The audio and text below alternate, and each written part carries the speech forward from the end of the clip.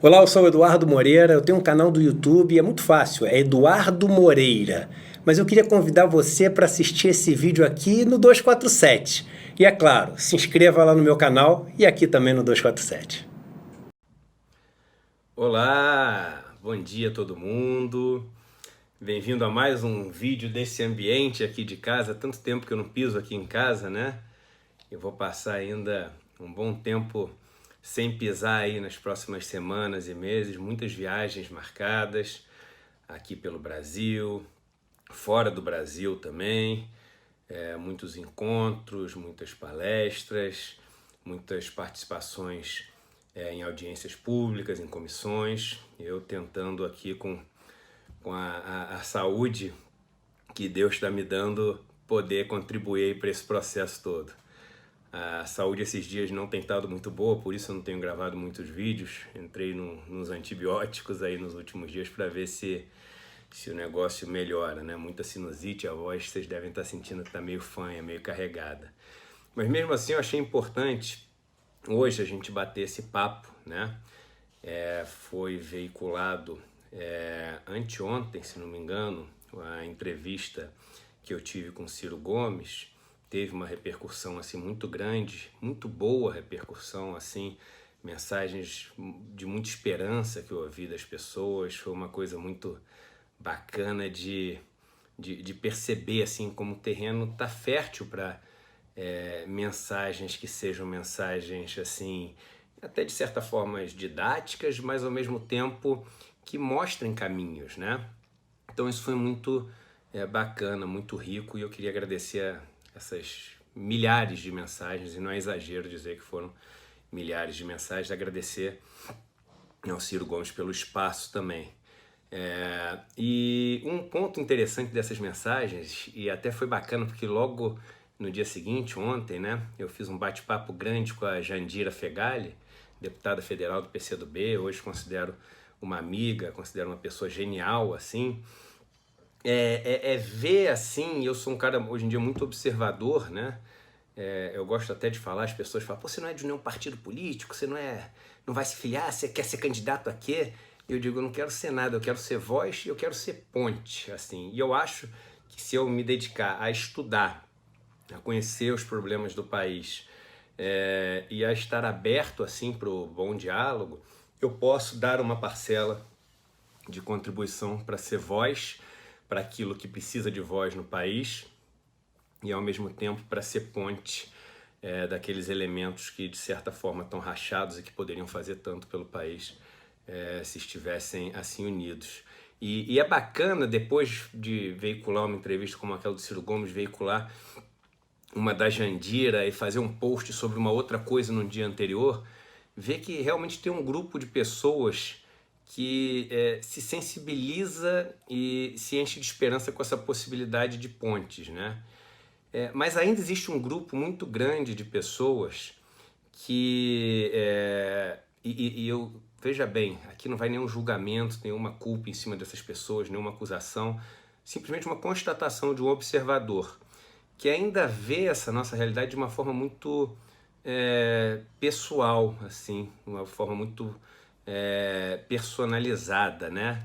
Então é aquela turma que você dá uma entrevista pro Ciro, ele fala o seguinte, parei de ouvir tuas ideias, pô, tá com Ciro.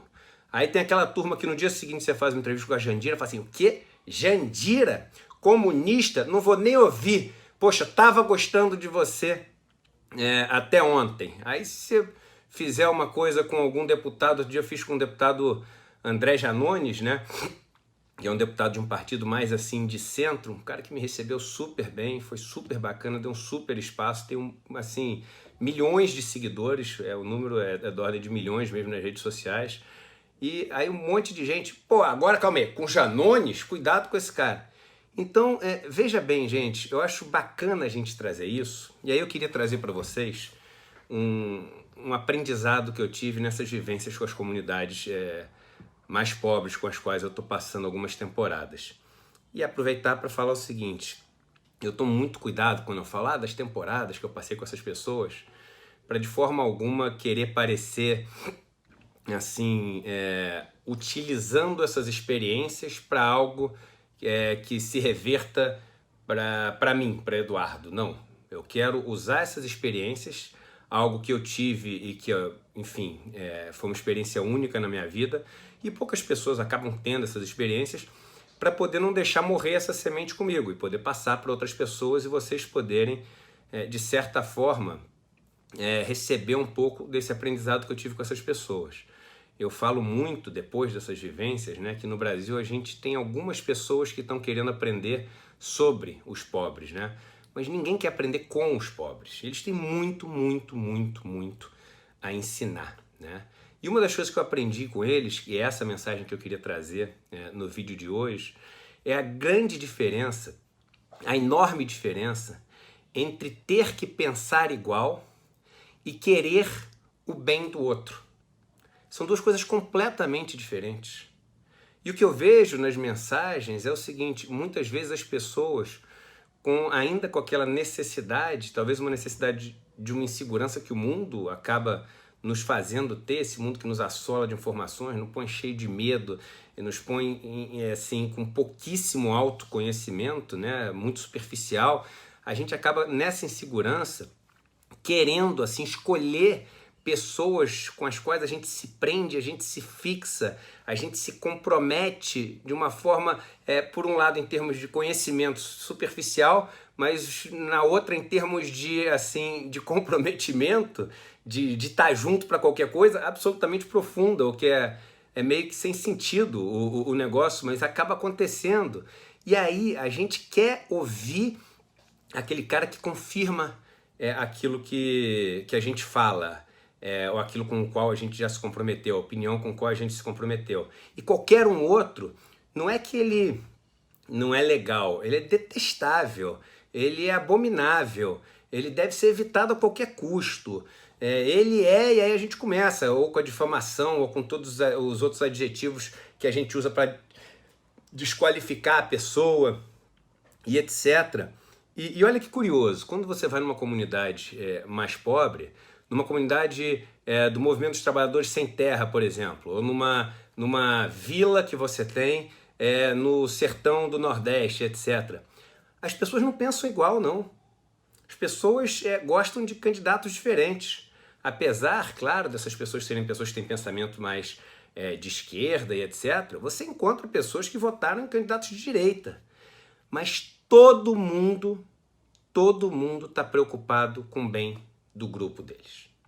Todo mundo está preocupado em ouvir uma ideia, mesmo que seja de outra pessoa, e discutir essa ideia para ver se essa ideia vai trazer alguma coisa boa para o grupo. Por quê? Eles têm noção de grupo. Eles sabem que se metade daquele grupo deles começar a passar fome, ficar mal, ficar doente, etc., tá todo mundo pior. Tem menos gente para gerar coisa que eles vão poder redistribuir ali, que eu sempre uso o termo riqueza, né? Tem mais gente doente que vai usar os recursos ali escassos que eles têm de postos de saúde, etc. Tem menos gente para defender a região ali, caso alguma coisa aconteça. E quando eu digo defender, a gente sempre pensa em crime, mas pode ser um incêndio, menos gente para apagar o fogo. Tem menos gente para fazer com que aquele grupo fique mais forte. E isso é muito claro para eles. E eles têm uma noção de nação que a gente não tem mais. Então, quando alguém chega e fala, você ouviu o Ciro, então isso, ouviu a Jandira, então isso, ouviu o Janones, então isso, ouviu o Paim, então isso, ouviu o Henrique Fontana, então isso, ouviu o Lula, então isso. Vocês, gente, e até o contrário, outro dia, ouviu o Frota, que me tratou super bem, o Alexandre Frota, quando eu fui lá em Brasília, foi super respeitoso, ficou até o final da minha palestra, participou. As pessoas, então você ouviu ele, não sei o quê. As pessoas perderam completamente a noção de qual é a prioridade delas. A prioridade delas é uma coisa absolutamente pessoal, de confirmação, de enfrentar essa insegurança, ou é cuidar do grupo. É cuidar do grupo que a gente quer? Se é cuidar do grupo que a gente quer, a gente não tem que buscar esse pensar igual. Esse pensar igual não vai ter. Se eu quiser, assim, agradar todas as pessoas que me seguem, esse é o meu último vídeo. Não tem mais vídeo. Nunca mais vamos conversar. Vai ser uma pena, porque eu tenho dedicado minha vida tanto para aprender coisas, para poder passar para vocês. Só que isso vale para vocês também, para os amigos de vocês, para os políticos que tocam esse país. A gente tem que recolocar como prioridade do país cuidar do próximo. E por que cuidar do próximo? Porque a gente é bonzinho? Talvez, porque a gente tem, como usou o Ciro, essa consciência judaico-cristã. Talvez porque a gente é um cara evoluído espiritualmente, talvez, mas antes de tudo isso, até por um motivo econômico. E cuidar do outro requer saber ouvir outras opiniões. Requer não difamar e xingar e acusar e bater e ser agressivo com os outros. É uma condição necessária. É absolutamente necessária. Então, esse o aprendizado que eu queria trazer para vocês hoje. O aprendizado de que pessoas em lugares muito pobres, que a gente às vezes olha e fala assim, aquilo lá é tudo doutrinado, tudo esquerda, tudo não sei o quê, é o MST, é o sindicato. As pessoas lá pensam diferente também. Muito mais do que a gente. Aceitam muito mais o debate do diferente do que a gente aqui. A gente é o seguinte, a gente não pensa no bem do outro. A gente só quer um mundo que pense igual. E isso é desastroso. Isso é temerável. Isso é, assim, o pior caminho que a gente pode seguir como sociedade. Então essa é a mensagem que eu queria dar, novamente agradecendo as milhares de mensagens. Lembrando para vocês que, além de ter sido lançado, trazendo uma notícia hoje, ele foi oficialmente na lista de livros lançados, porque agora ele está oficialmente lançado. Está ali entre os 5 livros mais vendidos do Brasil, na principal lista do Brasil de livros. Então estou muito feliz. Muita gente já me mandando mensagem que recebeu o livro, começou a ler, que adorou, trazendo para o debate, levando para a escola, levando para as reuniões que tem sobre política, sobre sociedade, etc. Então, assim, com menos de uma semana que foi lançado. Então, estou super, super, super feliz desse resultado que está tendo esse livro. É um livro que fala muito sobre as coisas que eu conversei com o Ciro ontem, que eu estou conversando aqui com vocês, algumas coisas que eu conversei com a Jandira, nesses papos todos que eu estou tendo.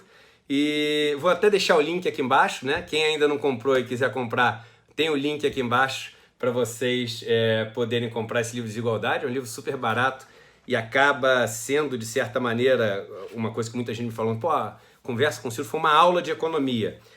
O primeiro nome desse livro era o seguinte, a primeira aula de economia que todo mundo deveria ter, né, para entender os conceitos.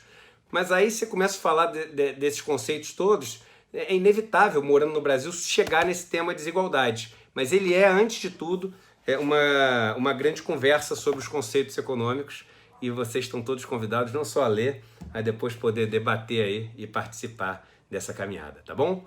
Um abraço e até o próximo vídeo.